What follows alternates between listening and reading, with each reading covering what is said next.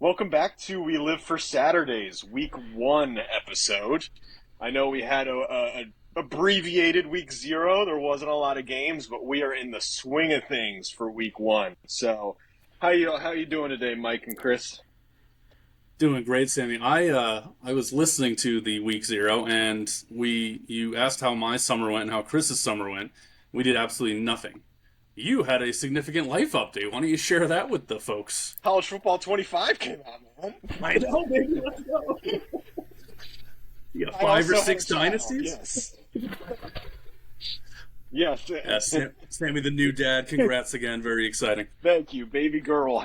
#girl dad. So we're a paltry paternity leave, though. They did not give you much time at all. I know, but we were able to play some new games. We were able to hang out with the baby girl, and now we get to pod. We get to talk college football and live the life. We're almost in the fall. This is the perfect time of year. Is there anything college football? You planned it perfectly, too. You didn't have to worry about a baby shower or an unexpected delivery on a college football Saturday. That's Same just way as I looked at my wedding. You did it well. Well, thanks for joining. Thanks for excited for another great episode. Looking here at Week 1. I know we did some new things on last week's episode. First time you're able to see us. Shirts. Oh, yeah, Sorry. shirts. All right, well, this week We're taking them off? I've got an App State hat and then a Kennesaw State Owl shirt. Welcome to the FBS boys. What about you, Chris? And if you didn't see, I got good old Smokey here. He's chilling. Just chilling. Yep. Old Rocky Top. Good old Rocky Top, baby. I don't know what conference this is, and Chris is the only one that knows the actual team name. University of Alaska, Anchorage. What is it, Chris? Seawolves, baby. Oh, Let's go. Not to be confused with Juno, which is Wildcats. Bang. hey, Totally made that up. Kids got a gift. with last week's episode, and then you're just keeping with the Wolves trend. So, I mean, it's fitting. Wolf Pack. Wolf Pack. Well, this week got a good episode for y'all. First week of great games. I know last week there wasn't a lot on the slate, but this week there's a lot of ranked matchups, a lot of marquee matchups that you kind of wouldn't expect in Week 1. Usually there's a couple, but there's a good bit that we're able to preview for y'all what we're excited about. But before that, we do have a game that we wanted to kick off as well. But what do you got, Chris? I hate to interrupt. I really do. Oh, gosh. But I just made up the Wildcats for Juno, okay? They are the humpback whales. Oh, yeah. Oh my God. That's incredible. They are the humpback whales. That is awesome. Here's a picture of someone eating Oh a my person. God. I just Googled him as well. His name is Spike.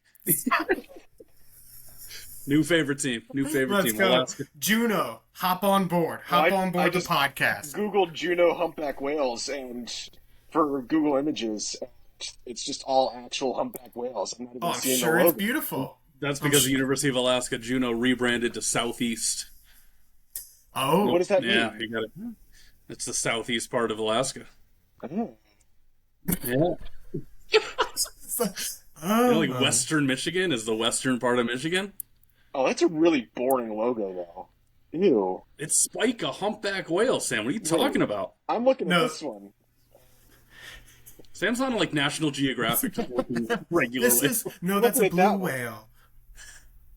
Oh, that is kind of boring. Oh, that's a lot more modern. Looks like it's just clip art, but That's what they send out when they're like recruiting actual like geologists to join their science program. Not football players. I've got to Unless say, they do have a football team. look at this campus, though. That is gorgeous. Right? Okay. Well, I'm gonna trade in this shirt right now. I've switched my allegiances. I mean, we're getting applicants to. we're becoming a Juno podcast here. Well, before that humpback sidebar, did want to touch base on what we had on the docket for y'all. We have 5 great games that we want to touch base on. But before that, we talk about the 5 games. We have our first mega parlay of the year. This could go very well. It could go very poorly in terms of results and us going through the game. So stay with us as we're going through the mega lane. But first, we will play a game. These games will vary week to week. Some of them will just be a standard snake draft. I have a new game, calling it over-unders. We're listening for new names. It's not very creative on the names part, but it should be a lot of fun to either listen to or play along. So, what this game is I'll be the host here, so it'll be just Kristen McCoo playing. I'm going to give you all a number and what the stat or the category is, and you pick over or under that number. So, let's just say for just practice sake, my age, 30, and then you would say over under how old you think I am, and that's sort of how that goes. So it's a good line. So there'll be sad that I don't know the answer. So there'll be 5 stats along those lines. Best of 5, or whoever gets more is the winner of that round, and we'll keep it going throughout the entire year and have an over under winner. Let's do it. All right. So first one here. Numbers of schools who have hosted College Game Day in its history, in the show's history, 73. Under. I'll take over. Yeah. It is over, 81. Chalk it up for the 81. good guys. Are you making up this line, by the way? Yes, I'm making up the line. It's impressive. Good line. I'm making up the line. The only Power 5 schools to never host College Game Day are Cal, Illinois, Maryland, Rutgers, Syracuse, and UVA. I think Duke was the first, like, they used to not host it, and then they did the past couple of years when they turned things around. So, JMU is Cal hosting. very much surprised me. They're big name enough where they should have had somebody. Which one? I said UVA and Cal, I think, should have been the Yeah. They should have had something along the way. Rutgers and Maryland, obviously. That's crazy, though. JMU is hosted and Virginia hasn't. That's tough for that local rivalry. And Columbus has hosted most, 57 times. Wow. We Ohio don't need to State. talk about Columbus. All right, so McCoo got one there. Next one. Single season passing yards record holder in college football all time, 6,000. So the number Single of yards. season? Single season. 6,000. I think under. I'm going under, too. Under is the right choice there. Had to stay. 59-67. Does anyone know Very who that close. was? It was either Timmy Chang or Case Keenum. Neither. Graham Harrell. Neither. Really? 2021.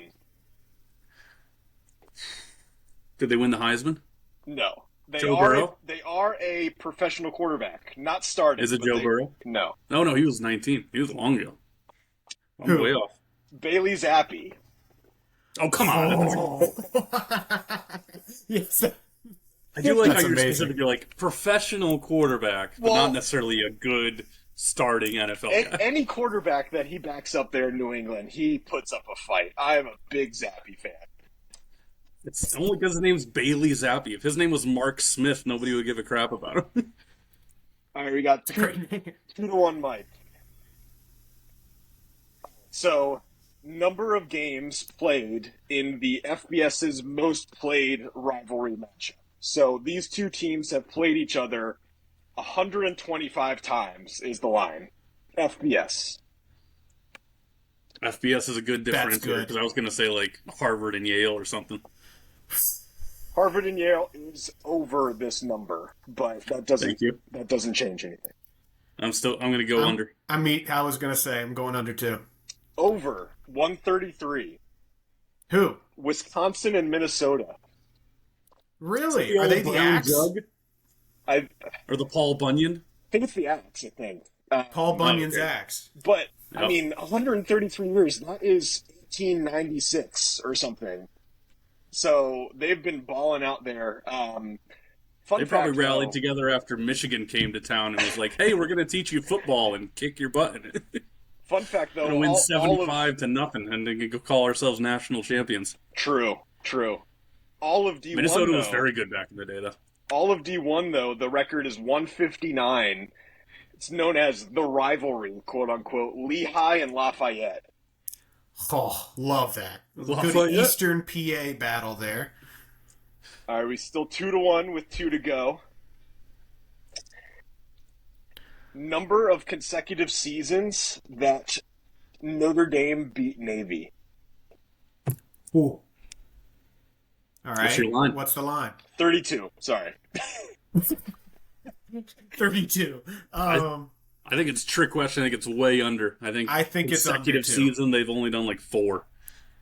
Both under? Well, I don't know if it's that much, but I'm going under. Over 43. Holy cow! From 19. You are good at these lines. This is a record. I looked at like just the most consistent streak. From 1964 to 06, Notre Dame beat Navy every single year until in 07 they beat 46 to 44. So High scoring. 43 years straight, Notre Dame beat Navy in consecutive years as well. This past weekend, I was looking up the Penn State, West Virginia history. A little sneak peek for later, but I was just curious. And, I was going through a lot of, and then I get in my wormhole. A lot of the rivalries, they go through stretches, but I'm like, 10 games, something like that. I would have never guessed it was that long for any team. Yeah. Well, I realize that if Chris gets this right and McCoo gets it wrong, it's a tie. So I'm also looking at a backup question. But I'm not going to get it wrong. all right, well, number of non-quarterbacks to win the Heisman, 5. I was going to say 5. I will go. You can push, buddy. Well, that's not the thing. I was going to say pushes. 5. I'll give you triple points if you push on us. I thought about doing a half for this one. I will say that. It's 6 or 4. 6 or 4. I'll give Chris 4 through 6. I'll take all other numbers. Over. I will definitely take over. I want to say it's like 9 or 10 or somewhere around there. All right, well, just to make it fun, I'll go under. Under is the right answer at 4. Hey! That's right! Reggie Bush, Mark Ingram, Derrick Henry, and Devontae Smith. That's it? That's it. What about John Capoletti? Ooh. What about Charles Woodson? What kind of resource is this? All right, well, What do you want? FakeCollegeFootballFacts.com? Quarterbacks. See, I'm pretty sure like the first 6 Heisman winners were all just a bunch of scat backs and slot receivers. Everyone, never mind. They were plumbers. Since 2000. That plays a little bit of a factor there, Sammy, I'd say. Hey, do. Okay, A well, little nugget to leave off. Yeah, we're going to chop off 100 years of college football history. McCoo wins that then. Thank you. Apologies for that, but yeah, that works. Now I'm curious Still what early in the the actual season. number is. Oh, Well, 50. 37. 50 is the right 50? number. Yeah, Well, I quarterbacks think- didn't start taking all the glory until the 70s and 80s, I think. Well, the worst I thing blame Google. is That was that- a poor result there. It's the worst look on me. I was like, 5. It's either 4 or 6. Oh, all right. Hot start. I mean, that was a great game. McCoo, you're up 1-0 then on the year, and then next time we play that game, one of y'all are host, and then I can get in the action. So, Boom. congrats. very fair. We got to think of a name for that game, but enjoyed that, even outside of my technicality there. Moving right along. Off by a count of 10. A factor Let's of get 10. in. Let's get into it. Before we go into those games, one other sneak peek or hint at another game. We're trying to work out the wrinkles, but it's going to be something along the lines of guess that line. And it is our favorite game, favorite pastime to sit at a bar and say, that game, the line is 42.5. That happened recently, didn't it? Yes, it did. July 4th weekend, of course. I mean, I've been looking at these games since May, I believe. Some of these bets we're going to get to. Looking at them in the Detroit airport and was adventuring through them. But July 4th, we're sitting on a boat and I'm like, hey, Mike, what's the line for Temple at Oklahoma? Go. And he just looked over 41.5. Spot on, 41.5. Nailed it. Did you didn't cheat on that? Please tell me you didn't, right? Of course not. Dude, I did not know that Temple was playing Oklahoma on July 4th. I was still nursing my hangover from July 3rd. That was amazing. So another good thing is if you said 20, well, we're on Temple's side. We're not, obviously, but I mean, we're the Sharks. I agree. So, yeah. If anything, if this has proven anything, yeah, that's what we are. Yeah, the hard part about that game is we need to not be aware of the lines, so that might be the little wrinkle there. So we'll figure it out, but who knows? We'll tell you some funny stories if not. So, and also mailbag, keep them coming. Yes, mailbag, keep them coming. But we got 5 great games for y'all that we're planning on covering here, and then our mega lay to wrap it up. So, first one here, 2 good noon games. One is. First one is Clemson versus Georgia in Atlanta. I believe that's the Mercedes-Benz Dome, right? Is that the Chick-fil-A kickoff? Yep. Gotta be. Well, it's got to be. Like inside the dome will actually be open that day. It's true. Yeah. Yeah, Chick-fil-A, yeah. That was poor planning. But, Maku, what do you feel about this game? I mean, this is the greatest, just punch you in your face, wake up, college football is back kind of game. Just absolutely electric start to the entire season. I feel like you always get like a somewhat marquee matchup, but they're usually like, one team's ranked like 23rd and one team's ranked like 15. You got number 1 playing at noon at, well, I would say at home, but they're obviously in Georgia still, playing obviously massive, team name, massive marquee game of Clemson and Dabo and the whole team there. A little bit lower, probably than Clemson would like to be, 14 right now. But, hey, if they put on a good show for us and they keep it, I'd say, within 2 touchdowns, it's almost kind of a win. I think everybody's expecting Georgia to dominate right off the bat.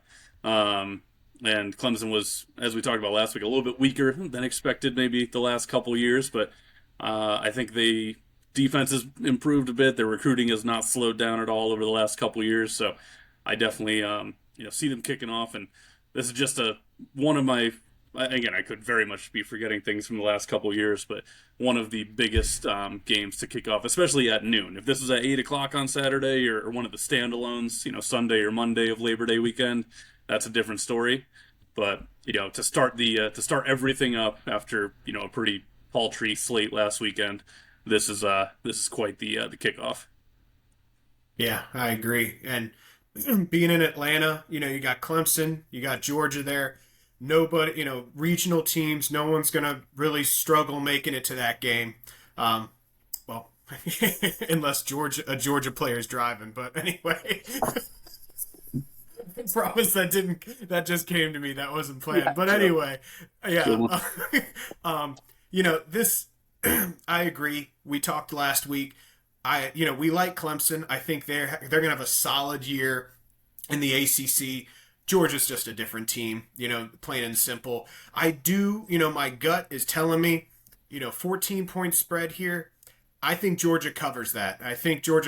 However, I see them pulling away in the second half. I think there's going to be some nerves. Clemson will be ready to play, but I think Kirby's going to give them a yelling at halftime, and they'll pull away. So I could see this being kind of close at halftime, and then Georgia pulls away. Yeah, that's exactly my game flow mindset that I'm thinking about this game as well. College football's it's a completely different team every single year with the portal now. This is one of those games where most of the teams that you saw last year, being Clemson and Georgia, they're kind of going to be on the same field this year as well. We know how Dabo feels about the portal. His team's the exact same as what it was last year, but Georgia also, they didn't really change too much. They did add ETN at the running back position, but they still have Beck at quarterback, some of the weapons that that he has on the outside. They did lose Bowers, did lose a couple other weapons on the offensive side, but Glad McConkey. Lad McConkey, the next Wes Welker, whoever it is on the slot He's a side. little like that. But I'm seeing this flow the same way. I think Clemson keeps it within 10 or 7 in the first half, but Georgia pulls away there in the second half. So I don't even know if they do second half lines, but I'll be keeping an eye on it later on. Yeah. Sammy, quick side note, just to let you in on the action, I'll do a little over-under for you. Over-under 14.5 total matchups of Georgia and Clemson since I've been alive, so 1991. 14.5.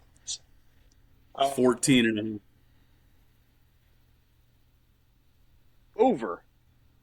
Nope, way under. 1. 8. They've played 8 times.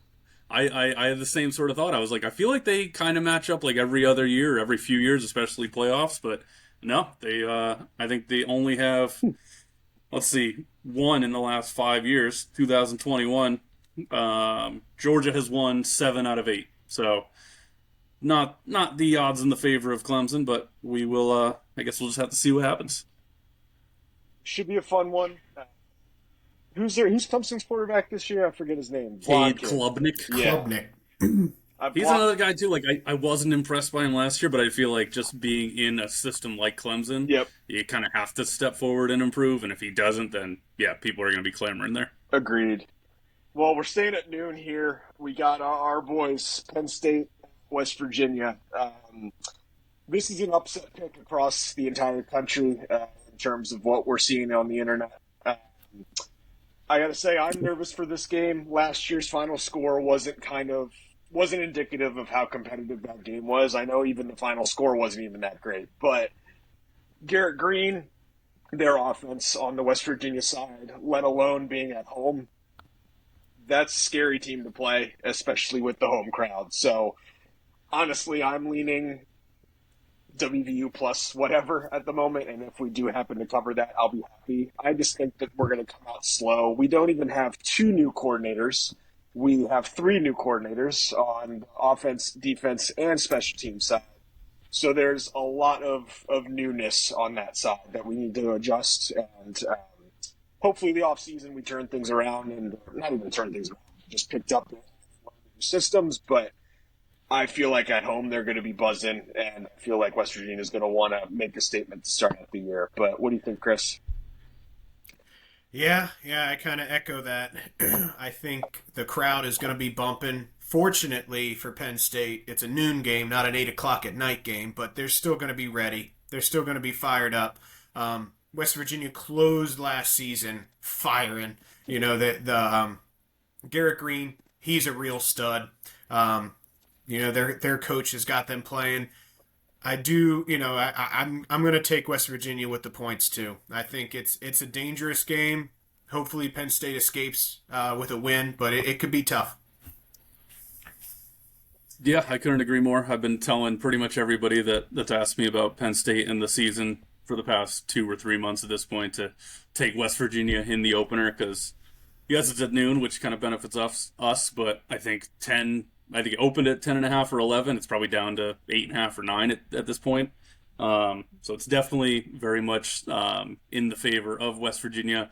They're just kind of like that, raucous crowd. They're, the stereotype of lighting couches on fire, but there's not going to be a piece of fabric alive if they take us down to start the season. So I like where we're at.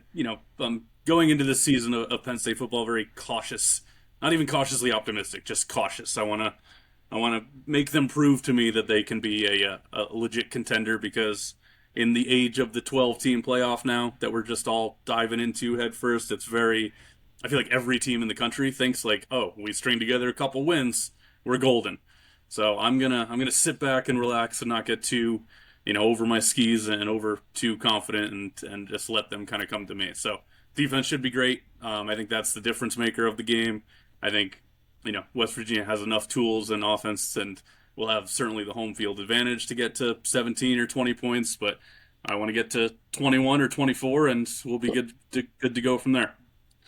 Yeah, out of any environment, any town, those people in Morgantown will be pre-gaming and tailgating that game all week. They're starting. I think They're playing. They're even going right now. yeah, even at a noon game, they will be ready. So That's I'm true. I'm dreading to hear "Take Me Home, Country Roads," but we will see. They're gonna ruin that beautiful song for us. Yep. If God forbid they pull off the win. But I was also thinking they have their long-standing rivalry with Pitt.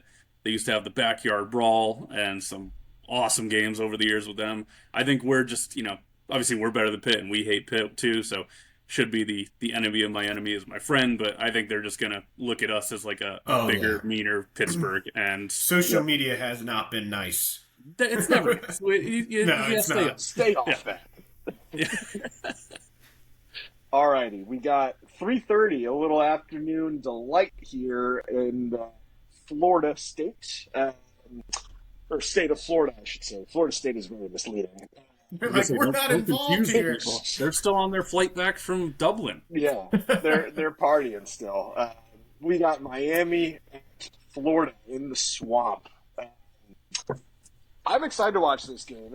It's projected to be a close game. It's granted it's still going to be a rivalry and a fun game to watch, but this just screams 2005 classic college football. This matchup, people blood on the jerseys, a lot of old classic college football. So I'm excited about it. We got a little bit of new look teams. I know Graham Mertz was at Florida last year, but still just seems kind of weird being down there since he started at Wisconsin. And then we have Cam Ward, started out at Incarnate Word, moved to Washington State, and now at Miami. He got the dog. Fun fact, he shares his birthday with me. He's my version of Chris's Nolan Arenado.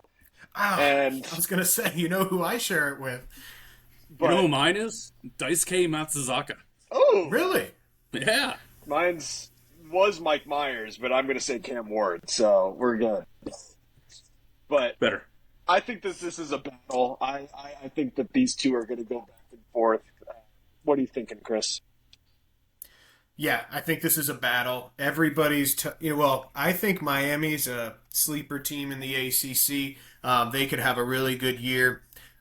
Everyone's talking about Florida being down, and I realize, that's probably the case overall. I mean, look at their schedule. This is probably, it's been widely reported, but I'm going to go through it really quick. Miami, then their one break hosting Samford.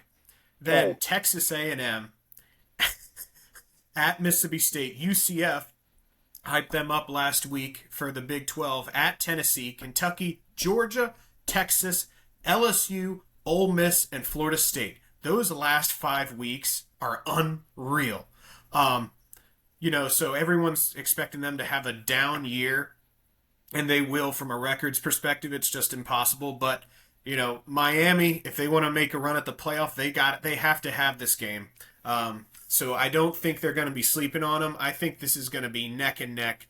I really don't know how this is going to go. I think it's going to be a very tight game. I agree. I like that line a lot of 2.5 favoring Miami. I think it's just a fun matchup. Again, kind of keeping with the theme of, I respect week one for going above and beyond with a lot of these marquee standalone games. Well, I shouldn't say standalone, but you know what I mean. This is like a game that Sam said a minute ago, you load up NCAA 2005. They don't even ask who your favorite team is. They're like, you're going to play Miami versus Florida right now, and you're going to like it. Like, that's just an absolute classic matchup. Great uniforms, great traditions. Being at Florida is the reason I think the spread is at. But I don't know how you gotta really believe in Graham Mertz at Florida, who I think he played there last year for the first time and was respectable, if not pedestrian at times. But I think he's good enough to lead him to an upset. 2.5 though is a perfect line. I think I like Miami to pull it off when it counts. Just a better team, and Mario Cristobal, I kind of believe in rallying from a lot of ups and downs, maybe some more downs than ups, but he's kind of survived his trial by fire. I think this is the year he puts it all together. Love it. Yeah, I'm excited for that game. I feel like that's gonna, for all we know, it's just gonna be a blowout. But I think it'll be a classic. I'm excited for that game. fourth out of fifth game here. Notre Dame at Texas A&M in College Station. I'll let you guys share what you are looking at this game, but I put it together researching this game here, how poetic, or I guess just how fitting it is for the new landscape of college football. We have former Duke quarterback Riley Leonard, now quarterback of Notre Dame. We have former Duke head coaching Texas A&M in this game. So they used to be the quarterback and the head coach of the same team. Now the very next season, they're playing against each other. So thought that was kind of a unique trend there. I am excited about the Mike Elko era down at College Station. But what do you like, Baku? I agree. I think that's very college football. I also agree. I like Mike Elko being in charge there. I'm glad that they went with somebody who, because I think he's an A&M guy, right? He started there, or at least had a couple stops there. I believe he's an Aggie at heart. I could very much be wrong and just offending a whole 100,000 people, but no, they I think they got the right guy, and I'm kind of happy that they didn't. Oh no, he went to Penn. Never mind. But he's very much a kind of an AM sort of guy. The Quakers are just like, hey. Right. Well, I'm also happy that they didn't immediately just put tread on the same tire with their Jimbo Fisher mistake and go out and get the flashiest name they could find. They were like, you know what? Let's do some research. Let's get a guy who's actually proven, can take a team who may not be a contender right away and bring him to that space like Elko did at Duke, as opposed to saying, hey, this guy just won a couple years ago. Let's give him whatever he wants. And that's how they. How much did they lose in Jimbo Fisher? They paid him $100 million, and then they paid him another $100 million to leave, or did they just pay him out his contract? It's insane. Wow. Just honestly crazy. But again, as you said, that's college football. This game is college football. This game's an awesome matchup. Same sort of thing. Love the week one mentality here of everybody coming out guns blazing. My only slight, kind of question is this just Notre Dame's new identity? They just get whoever like the fifth best ACC quarterback was and just bring him on over and insert him into the offense like they did with Sam Hartman. And he was fine. I think everybody liked him more at Wake Forest, and then he kind of, had some not so, awesome times at Notre Dame. And I think Riley Leonard will probably be in the same boat. But I'm still going to watch this game. This is another just classic matchup and exciting to see. Yeah. I don't even know what the spread is. So you could just put me down for the over. The over? Yeah, give it to me. Oh. I think it's 46 or something. I think it's kind of low. Even better. Yep. I think it was, that was one. I think it's come down a little bit, but I was eyeing the under a little bit ago. Yeah, so I think it'll be relatively low scoring. Big game for Notre Dame. Big game for Notre Dame. If they want to, they're not in a conference, so the best seed they can get is fifth in the playoff. But this is one of their 3 road games, true road games on the whole season. They have a lot of neutral field matchups. So this is one of their 3 true road games. I think another one is later on in West Lafayette, and that's always a scary place to play. But this is obviously a huge test for them. They're going to need to give a really good effort here, obviously. I think this is going to be another close game here. It just strikes me. I think it's going to be a 27-21 type of game. And that's over. That's Sounds like you're on the over train too, buddy. Not when you got it under 48.5. Oh, all right. But yeah. So another good game here, 100%. Yeah, I'm kind of leaning Texas A&M. I feel like there was it should be a fun game. I'm not crazy over A&M, but I think Jimbo was at least from the outside, seemed more of like just a program businessman type of business, and Elko is down in the he's trenches, a college coach, and I think he's going to whip those guys into shape and get them ready, because that was sort of a telltale sign that Jimbo didn't get his kids ready, because they always lost against App State, Troy, those bad teams to start off the year, and now they can't afford that mistake. So should be a fun game. Plus, fun fact, Texas A&M, their slot receiver this year, Moose Muhammad III, is Muhsin Muhammad's son, that classic wideout in the NFL. So a little fun fact there. Cool. Well, last game here, and it's I believe on Sunday. Marquee classic matchup of just classic college football teams, USC and LSU. I don't know what LSU is doing, but I love it scheduling these great high scoring fun games to start off the year. Last year it was Florida State LSU, now it's USC LSU. So super excited about this game. Should be a lot of points, especially with Magoo's rule of USC's overs. But outside of that, or even including that, what do you like in Magoo? Yeah, 100%. USC overs. I think, like we said, they're awesome, awesome matchups across the board. I feel like LSU is always like they get one of those standalone games or they get the primetime game on at least the last few years. I think they had Florida State last year. They had, I think they did no, not you. It was like Bama USC a few years ago. So two teams that That are was a very, blowout. yeah, very used to being put on the big stage right away. So, and yeah, same sort of thing. I believe in Miller Moss. He's been a guy that's kind of bided his time and sat behind Caleb Williams, which how can you not take some lessons from him and see what happens. But he threw for 5 touchdowns in the bowl game. Probably thinking or probably starting to get some Heisman hype maybe, just because he's the USC quarterback under Lincoln Riley, like you were talking about, Chris. But yeah, it's a very high week one game. I think, what'd you say, Sam? 62, 63 and a half, somewhere around there. I will look. No, that's fine. And then Garrett Nussmeier on the other side with LSU. I think also same sort of thing, following up with a Heisman winner sitting behind Jaden Daniels last year, of course. So two guys who are kind of just, sitting behind absolute game breakers and elite players. And very curious the last time this sort of matchup has happened where the previous two Heisman winners and the two guys that just went 1-2 in the draft, where their teams go to start off the year. So shout out the schedule makers, which this probably happened years ago, but to have this matchup with Caleb Williams and Jaden Daniels moving on, and now Miller Moss and Garrett Nussmeier in the taking the reins. So give me the over just purely on the belief and the lights being on this one. I agree. Not much else to say there. I think I do. I did take LSU minus 6.5 a while ago when I was looking at this line. I think USC, they're going to put up points, but I just have a feeling that my gut's going with LSU just being a little more prepared. But it's good. There's going to be fireworks for sure. Yeah, rocking the points over as well.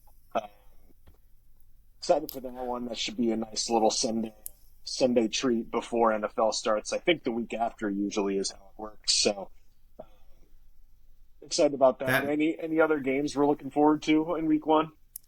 That one may be in our mega-parlay if it sounds like we all agree on that one. The overall one? Maybe. I also, sad news for me, I'm coming back from a tropical vacation, which, as depressing as that sounds, all my travel is pretty much Saturday at noon. So I'm probably going to miss the Penn State game. I'm definitely going to miss the Clemson Georgia game. I'm going to try to finagle some sort of Wi-Fi signal above the Atlantic there. But anyway, hopefully I'll be back in time to see some of those night games, and then obviously the Sunday and Monday game, boys. I don't want you to look past this. We got Boston College, the team up the street from me, going down to Tallahassee. And yes, I will say upset alert there, Sammy. I don't know what the spread is. Haven't really paid close attention yet. It's still a couple days out, but I'm very much taking BC, plus whatever they're given. Thomas Castellanos running the show. Game breaker in the video game, which is, again, how I'm basing off 90% of my knowledge this year. Absolutely love them. So excited to see how that goes. I think they definitely keep it close. My guess for the score right now, gonna say 31-28. Heartbreaker for BC, but a good solid showing.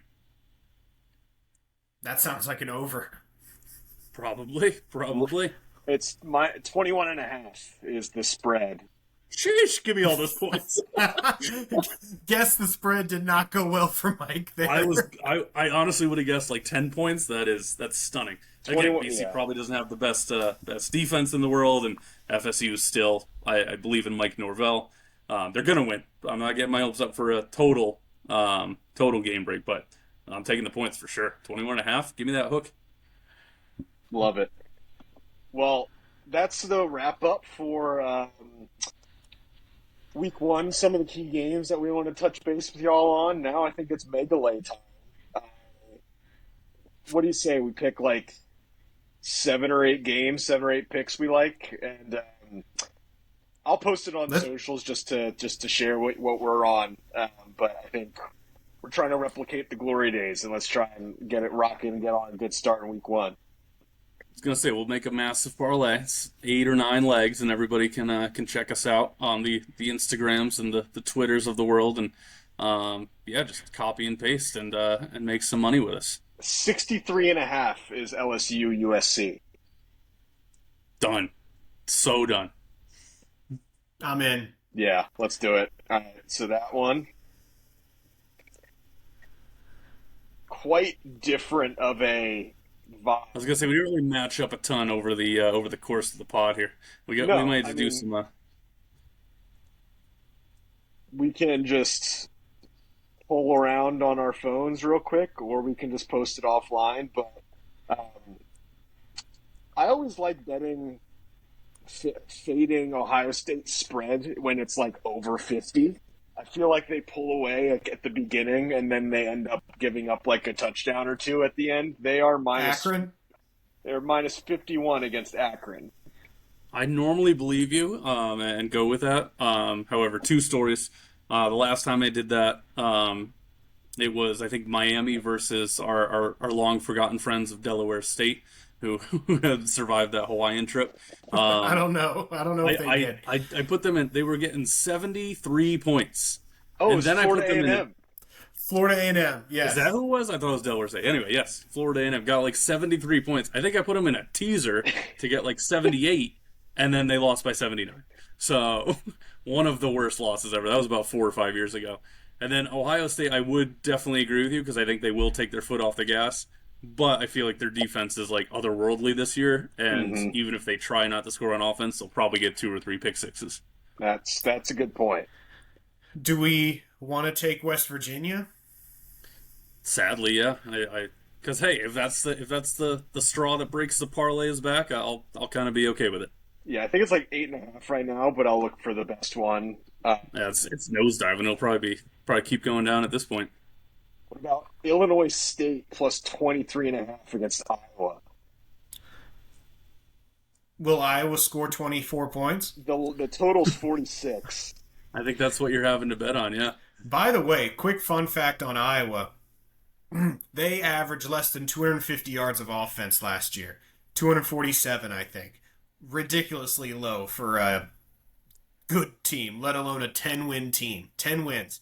The last team to average less than 250 yards, the best record out of those teams got 4 wins. So Iowa overperformed insanely. They're going to have a great defense, but, will the offensive change be enough? I like that. Illinois State, I like You that. could just take Chris, do you remember? under 42.5. Do you remember who the MVP Ooh. of Iowa was last year, though? No. Torrey Taylor, the punter, and he is off to the NFL. I think he got drafted like third or fourth round because he's a stud with kicking the ball at the other end of the field. But he ain't walking through that door. And Iowa probably doesn't have an offense because that's pretty safe to say. I don't know. I think they're in for a rude awakening. Under Will it 42 come to and a the half? hands of Illinois State? No, but eventually they're coming crashing down. Do we like that? What? Under 42.5? I think for sure Let's go with it. Okay. That's because their 3. defense will shut them down, and then that means they're not going to score 30 or 40 points. Let's see. What are we thinking about TCU at Stanford? Starting the year, Stanford, they're hosting. It's 8.5. Do we think Stanford can keep it within 8.5? Sonny Dykes, not Yes. not still at SMU. All right. No, I'd say TCU. I don't believe in Stanford anymore. I think they've lost their luster they had in the Oh, mid well, to late let's skip that one 2010s. then. Let's No, no, see. no. I think we can all do a little more research and let the fans and the listeners decide as well. But um, I think we got a good standing point on these few games that we talked about. Sounds Yeah, I good. agree. We'll That's our uh, cornerstone. we'll end up posting that. That way, y'all can tail, and we'll see if we can create some magic here in week one. Sounds good. Sounds good. Keep the questions coming. Keep the over under topics coming. Absolutely. Well, thank y'all for a great week one episode. Football is officially back this weekend. McCoo, enjoy your exotic trip, and we'll be posted up here watching college football. I appreciate you, boys. All right. Have a See good day, y'all. everybody. Later.